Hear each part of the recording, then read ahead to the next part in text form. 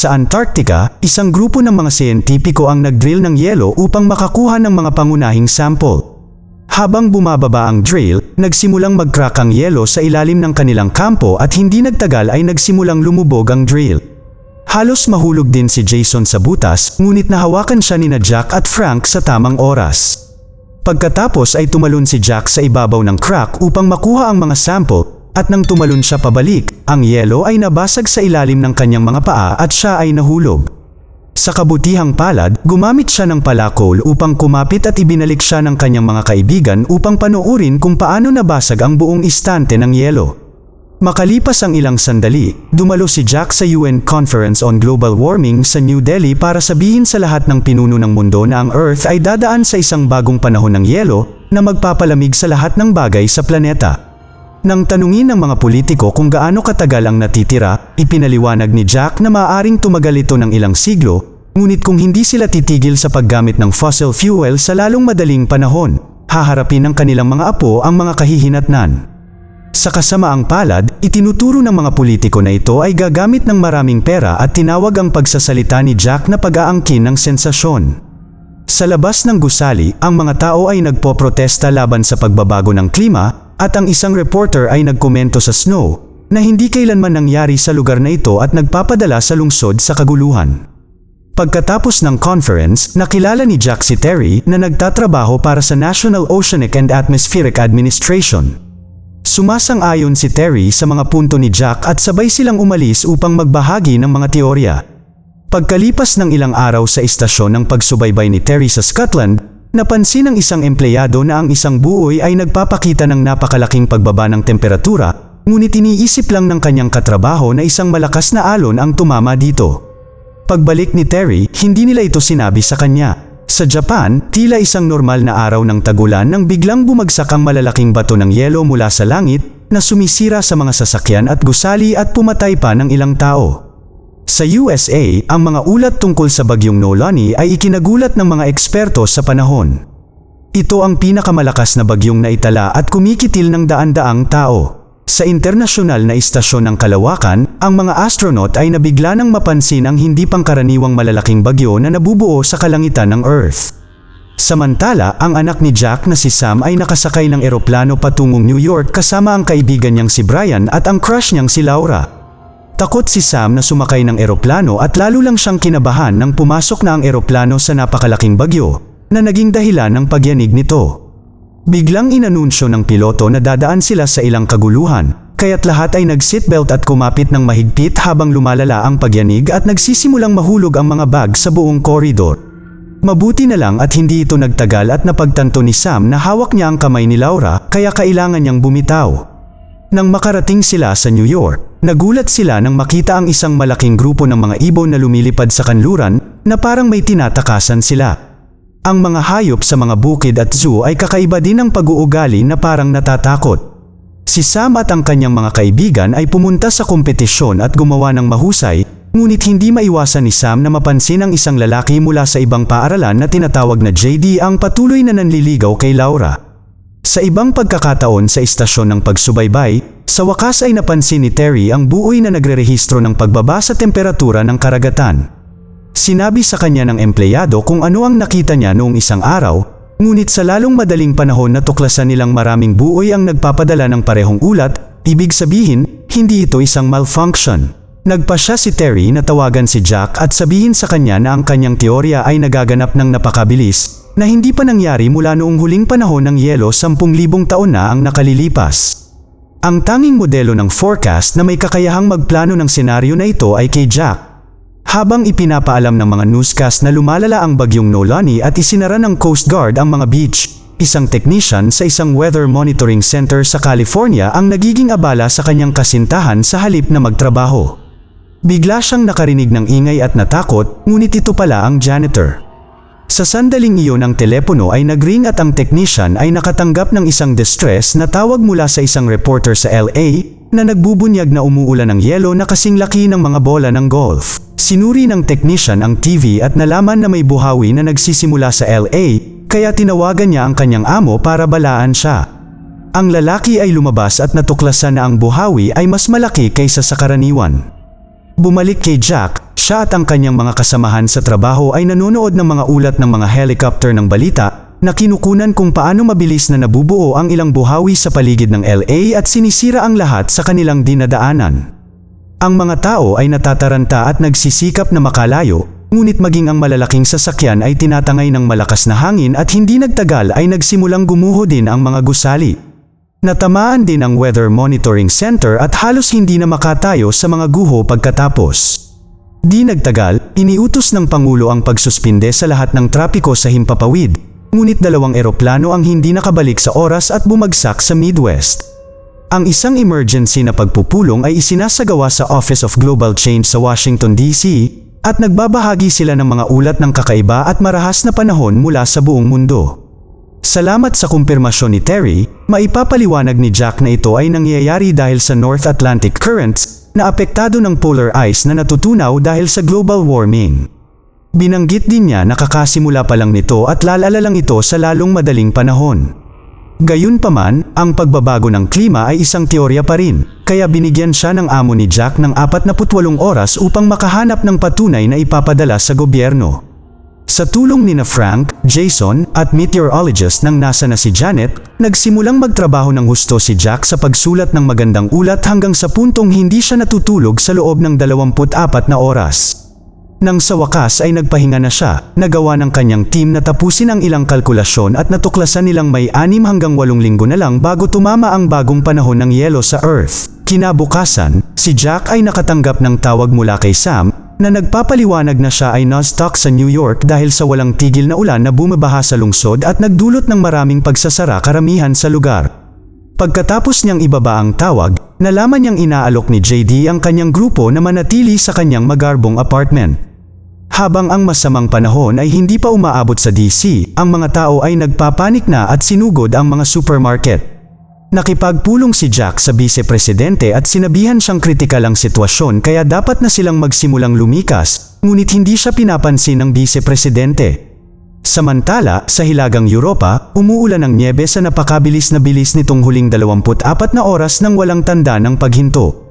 Isang search and rescue team ang ipinadala upang kunin ang royal family, ngunit ang mga helicopter ay walang makita at hindi nagtagal, napadpad sila sa mata ng bagyo. Di nagtagal ay nagsimulang magyelo ang mga instrumento at blade ng chopper na naging sanhi ng pagkahulog at pagbagsak nito. Isang piloto lamang ang nakaligtas, ngunit sa sandaling sumilip siya sa labas, siya ay nagyelo sa kamatayan. Nabalitaan ni Terry ang insidenteng ito at nagpapadala ng kumpidensyal na data kay Jack dahil mayroon siyang mas makapangyarihang computer upang pag-aralan ito. Ito ay kung paano nila natuklasan ang isang bagyo na nabubuo sa ibabaw ng lupa na hindi dapat mangyari. Sa New York, umuulan na sa loob ng 3 araw at lahat ng mga tren ay nasuspinde, at ang tubig ay umaagos na ngayon sa mga kanal sa kalye. Sa Canada, ang karagatan ay tumaas ng 25 talampakan sa ilang segundo at nagdulot din ng mga kakilakilabot na bagyo. Sa katunayan, may mga ulat ng isang tropikal na bagyo. Nakikita ni Sam at ng kanyang mga kaibigan ang mga ulat na ito sa TV bago mawala ng kuryente, at inanunsyo ni JD na gusto niyang sunduin ang kanyang kapatid kaya nag-alok siya na pasakayin din ang grupo. Paglabas nila ng gusali, nakita nila na ang lungsod ay nasa ganap na kaguluhan at ang baha ay tumataas. Ang masaklap pa, natuklasan ng mga empleyado sa lokal na zoo na nakatakas ang mga lobo. Maraming tao ang nagmamadaling magtago sa pambansang aklatan, bagamat ang isang lalaking walang tirahan ay hindi pinapasok sa loob dahil sa kanyang aso. Hindi na makagalaw ang mga sasakyan dahil sa tubig at maraming tao ang naipit sa loob ng kanilang mga sasakyan. Ang grupo ni Sam ay nagsimulang tumakbo patungo sa silid-aklatan, ngunit si Laura ay nanatili upang tulungan ang isang pamilya sa isang kotse na nasugatan ang kanyang binti sa proseso.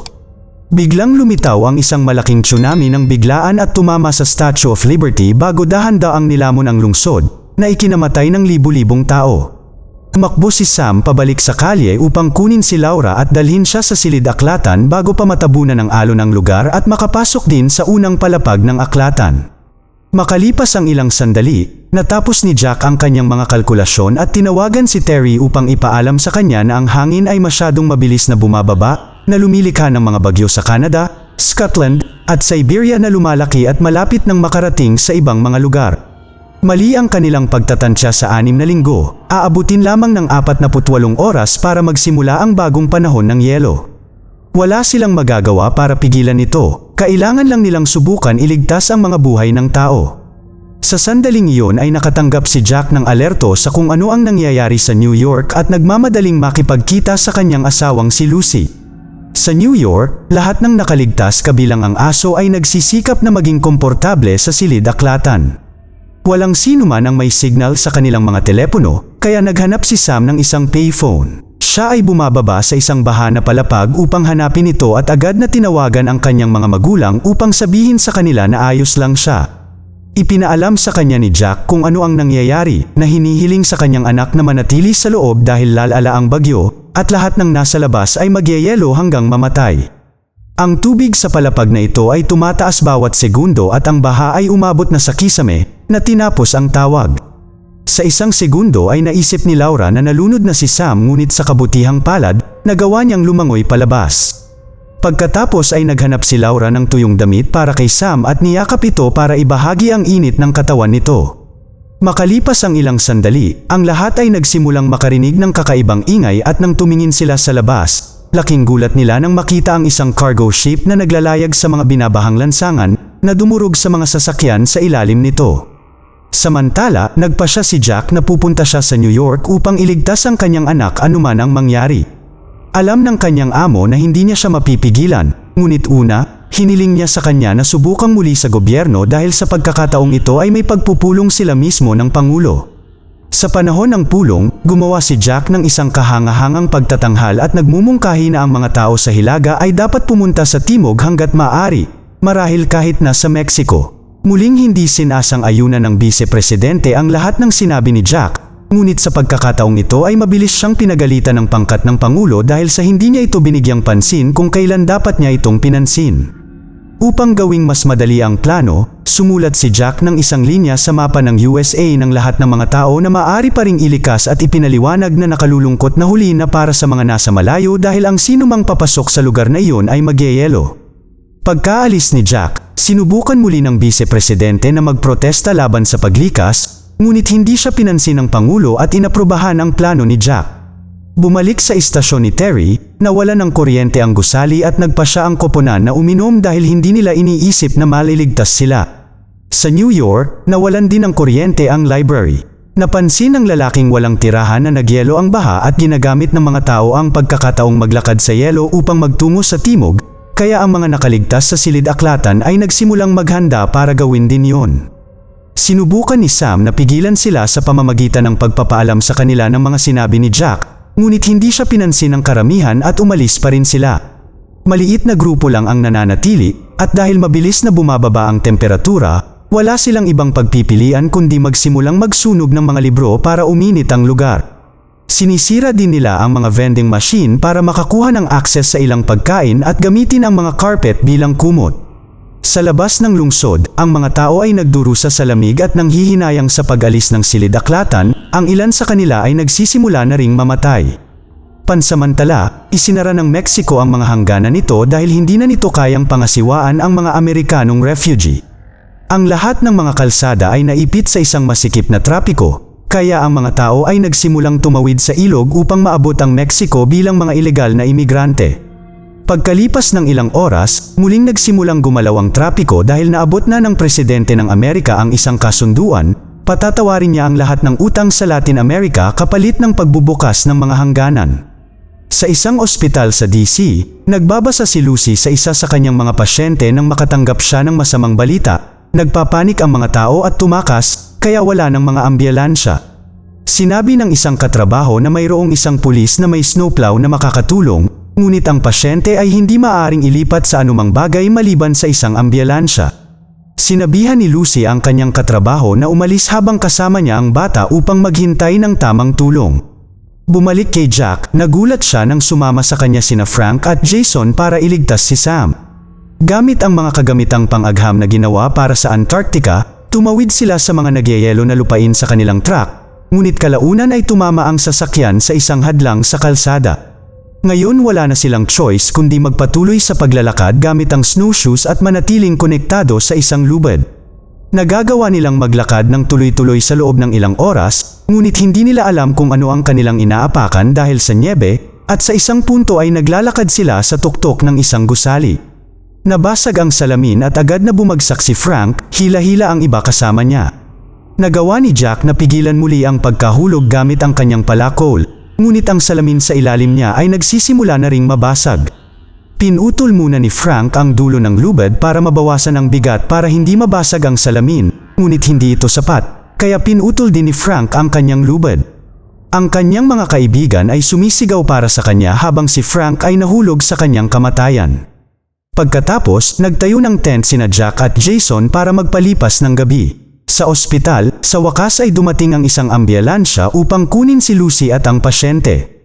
Sa White House, inilikas din ang presidente, ngunit makalipas ang ilang sandali, nakatanggap ang vice-presidente ng balita na tinamaan ang presidente sa bagyo at hindi nakaligtas. Sa internasyonal na istasyon ng kalawakan, nakita ng mga astronaut kung paano natatakpan ng malaking ulap ang planeta at kumuha ng ilang larawan para ipadala kay Janet. Sa sandaling makita niya ito, hinulaan niya na ang Canadian storm ay tatama sa New York sa loob ng isang oras. Sa silid-aklatan, hindi makatulog si Laura kaya nakipag-usap sa kanya si Sam, sa wakas ay inamin ang kanyang nararamdaman. Tumugon si Laura sa pamamagitan ng paghalik sa kanya. Sa umaga, natuklasan ng grupo na si Laura ay nawala ng malay dahil sa lagnat.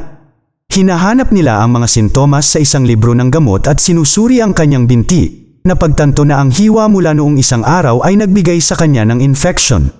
Sinabi ng aklat na kailangan niya kaagad na makainom ng penicillin o mawawalan siya ng paa, kaya nagpa siya si Sam na pumunta sa cargo ship upang maghanap ng gamot at nagboluntaryo sina Brian at JD na tumulong. Mabilis na nakarating ang tatlo sa barko, hindi namamalayan na ang kanilang amoy ay nahanap ng mga lobo na nakatakas mula sa zoo. Nakalock ang pinto sa infirmary, kaya lumabas si Sam sa bintana ng koridor at maingat na umakyat sa dingding. Binasag niya ang bintana ng infirmary at pumasok sa loob, kung saan binuksan niya ang pinto sa kanyang mga kaibigan at nakita ni Brian ang penicillin. Gustong bumalik kaagad ni Sam, ngunit itinuro ni na Brian at JD na dapat din silang kumuha ng pagkain. Habang nasa kusina sila, ang tatlo ay biglang natagpuan ng mga lobo na nagsimulang humabol sa kanila sa barko. Nagawa ng isang lobo na kagatin ang binti ni Jason, kaya hinampas ito ni Sam sa ulo hanggang sa bitawan nito ang kanyang kaibigan at isinara nila ang pinto sa likod nila. Sa sandaling iyon, dumating na rin ang mata ng bagyo sa New York. Napansin ito ni Sam at gumawa siya ng plano, aakitin niya ang mga lobo palabas ng silid upang mailock ng kanyang mga kaibigan ang pinto. Pagkatapos ay tumawid si Sam sa dingding sa labas upang muling gamitin ang bintana, ngunit hindi niya sinasadyang natapakan ang basag na salamin at nakuha ang atensyon ng mga lobo ng mas maaga kaysa sa plano. Mabilis siyang nagsimulang tumakbo at pagkaraan ng ilang pagliko, nagawa niyang akitin sila sa isang koridor at ilock ang pinto. Pumunta ang mga lobo sa kabilang dulo ng koridor upang subukang makarating sa kusina, ngunit nailock na rin ni na Brian at JD ang pintong iyon at ngayon ay nangongolekta na sila ng mga supply. Inilagay nila ang lahat ng gamit at isang sugatang si JD sa isang bangka at kinaladkad dito palabas ng barko kasabay ng paglamig at pagbagsak ng mga gusali sa kanilang paligid. Kailangang kunin ni na Brian at Sam si JD at tumakbo sa silid-aklatan, kung saan sila pumasok sa mainit na silid bago magyelo ang natitirang bahagi ng gusali. Agad na pinagsikapan ng grupo na palakasin ang apoy. Sa nagyayelong tanawin, patuloy na gumagalaw sina Jack at Jason, ngunit kalaunan, bumagsak si Jason dahil sa pagod at kinailangan siyang hilahin ni Jack sa nyebe. Nang matuklasan niya na ang mata ng bagyo ay nandito na, agad niyang sinimulan ang paghuhukay sa nyebe at nakahanap ng bukas na lagusan kung saan itinapon niya si Jason at ang kanyang sarili bago magyelo ang lugar. Pagkalipas ng ilang oras, nagising si Jason upang makita ang tent at ilang apoy sa tabi niya. Sa sandaling makita siya ni Jack, sinabi niya na kailangan nilang magpatuloy. Hindi pinapansin ang ideya ni Jason na maghintay dahil iniisip ni Jack na maaaring hindi mabuhay ng matagal si Sam. Habang naglalakad sina Jack at Jason sa bagyo, patuloy silang nakakatagpo ng mga nagyayelong katawan sa lahat ng dako. Huminto lamang sila upang matulog sa tent sa gabi, at nagkomento si Jack na ang sangkatauhan ay nakaligtas sa panahon ng yelo ngunit kung hindi sila mas mag-iingat mula ngayon, hindi sila makakaligtas sa isang ito. Makalipas ang ilang sandali, napansin ng International Space Station na humihina na ang bagyo sa Europa at sa wakas ay nakita nilang muli ang lupa. Kasabay nito, Lumabas si Jack sa tent at nakitang nagliwanag na ang kalangitan. Mas madali na para sa kanya at ni Jason na maglakad ngayon at malapit na silang makarating sa New York. Natagpuan ang Statue of Liberty na ganap na nagyelo at isang bungkos ng mga barko na nalstock sa yelo. Nang sinabi ng GPS na nakatayo na sila sa tuktok ng library, nalungkot si Jack nang mapagtanto na maaaring natabunan ng snow ang kanyang anak. Sa pagtanggi na sumuko, ang dalawa ay namamahala upang makahanap ng butas sa nyebe at pumasok sa gusali sa pamamagitan ng isang bintana. Habang tumitingin sila sa paligid, nagsisimula silang mawala ng pag-asa, ngunit sa huli, nakakita sila ng liwanag sa ilalim ng isang pinto at binuksan ito upang mahanap ang grupo na buhay at maayos, maging si Laura ay bumuti na ang pakiramdam. Mabilis na muling nagsama sina Sam at Jack sa mainit na yakap. Makalipas ang ilang sandali sa Mexico, ang vice-presidente ang pumalit bilang bagong presidente, at pagkatapos marinig ang tungkol sa mga nakaligtas sa silid-aklatan, ibinalita niya sa TV na siya ay nagkamali at siya ay magsisimula ng isang malaking rescue operation upang makuha ang mga taong nalstock sa hilagang estado. Hindi nagtagal ay nakarating ang mga helicopter sa New York at dinala ang grupo kasama ang aso. Marami rin silang natagpuang nakaligtas sa ibang mga gusali. Sa internasyonal na istasyon ng kalawakan, pinapanood ng mga astronaut ang Earth at napansin na ito ang pinakamalinaw na hangin na kanilang nakita. Mag-subscribe para sa higit pang mga video na tulad nito, i-on ang notification, at mag-iwan ng like para matulungan ang aming channel. Salamat sa panunood.